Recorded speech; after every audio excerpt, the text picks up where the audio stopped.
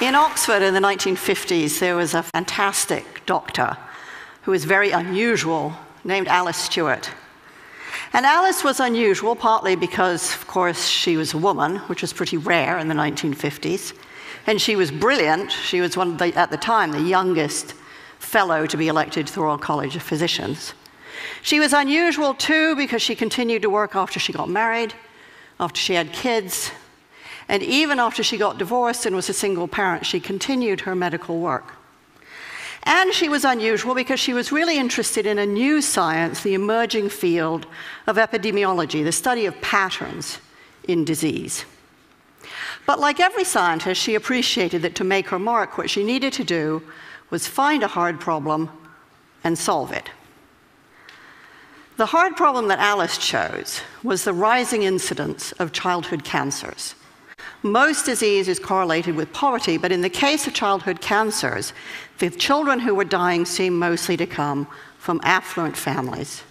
So what, she wanted to know, could explain this anomaly? Now, Alice had trouble getting funding for her research. In the end, she got just £1,000 from the Lady Tata Memorial Prize, and that meant she knew she only had one shot at collecting her data. Now, she had no idea what to look for. This really was a needle in a haystack sort of search. So she asked everything she could think of. Had the children eaten boiled sweets? Had they consumed colored drinks? Did they eat fish and chips? Did they have indoor or outdoor plumbing? What time of life had they started school? And when her carbon-copied questionnaire started to come back, one thing and one thing only jumped out with a statistical clarity of a kind that most scientists can only dream of. By a rate of 2 to 1, the children who had died had had mothers who had been X-rayed when pregnant. Now, that finding flew in the face of conventional wisdom. Conventional wisdom held that everything was safe up to a point, a threshold. It flew in the face of conventional wisdom, which was huge enthusiasm for the cool new technology of that age, which was the X-ray machine. And it flew in the face of doctors' idea of themselves, which was as people who helped patients, they didn't harm them. Nevertheless, Alice Stewart rushed to publish her preliminary findings in The Lancet in 1956. People got very excited. There was talk of the Nobel Prize. And Alice really was in a big hurry to try to study all the cases of childhood cancer she could find before they disappeared. In fact, she need not have hurried. It was fully 25 years before the British and American medical establishments abandoned the practice of X-raying pregnant women. The data was out there, it was open, it was freely available, but nobody wanted to know. A child a week was dying, but nothing changed. Openness alone can't drive change. So for 25 years, Alice Stewart had a very big fight on her hands. So how did she know that she was right? Well, she had a fantastic model for thinking. She worked with a statistician named George Neal, and George was pretty much everything that Alice wasn't. So Alice was very outgoing and sociable, and George was a recluse. Alice was very warm, very empathetic with her patients. George, frankly, preferred numbers to people. But he said this fantastic thing about their working relationship. He said, "My job is to prove Dr. Stewart wrong." He actively sought disconfirmation, different ways of looking at her models, at her statistics, different ways of crunching the data in order to disprove her. He saw his job as creating conflict around her theories, because it was only by not being able to prove that she was wrong that George could give Alice the confidence she needed to know that she was right. It's a fantastic model of collaboration. Thinking partners who aren't echo chambers. I wonder how many of us have, or dare to have, such collaborators. Alice and George were very good at conflict. They saw it as thinking. So what does that kind of constructive conflict require? Well, first of all, it requires that we find people who are very different from ourselves. That means we have to resist the neurobiological drive, which means that we really prefer people mostly like ourselves. And it means we have to seek out people with different backgrounds, different disciplines, different ways of thinking, and different experience, and find ways to engage with them. That requires a lot of patience and a lot of energy.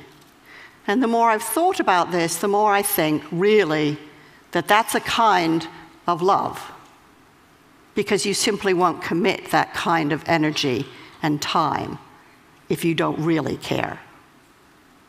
And it also means that we have to be prepared to change our minds. Alice's daughter told me that every time Alice went head-to-head with a fellow scientist, they made her think and think and think again. My mother, she said, my mother didn't enjoy a fight, but she was really good at them. So it's one thing to do that in a one-to-one relationship. But it strikes me that the biggest problems we face, many of the biggest disasters that we've experienced, mostly haven't come from individuals, they've come from organizations, some of them bigger than countries, many of them capable of affecting hundreds, thousands, even millions of lives. So how do organizations think? Well, for the most part, they don't. And that isn't because they don't want to. It's really because they can't. And they can't because the people inside of them are too afraid of conflict. In surveys of European and American executives, fully 85% of them acknowledged that they had issues or concerns at work that they were afraid to raise. Afraid of the conflict that would provoke, afraid to get embroiled in arguments that they did not know how to manage and felt that they were bound to lose. 85% is a really big number. It means that organizations mostly can't do what George and Alice so triumphantly did. They can't think together. And it means that people like many of us who have run organizations and gone out of our way to try to find the very best people we can mostly fail to get the best out of them. So how do we develop the skills that we need? Because it does take skill and practice too. If we aren't going to be afraid of conflict, we have to see it as thinking, and then we have to get really good at it. So recently, I worked with an executive named Joe, and Joe worked for a medical device company. And Joe was very worried about the device that he was working on. He thought that it was too complicated, and he thought that its complexity created margins of error that could really hurt people. He was afraid of doing damage to the patients he was trying to help. But when he looked around his organization, nobody else seemed to be at all worried. So he didn't really want to say anything. After all, maybe they knew something he didn't. Maybe he'd looked stupid.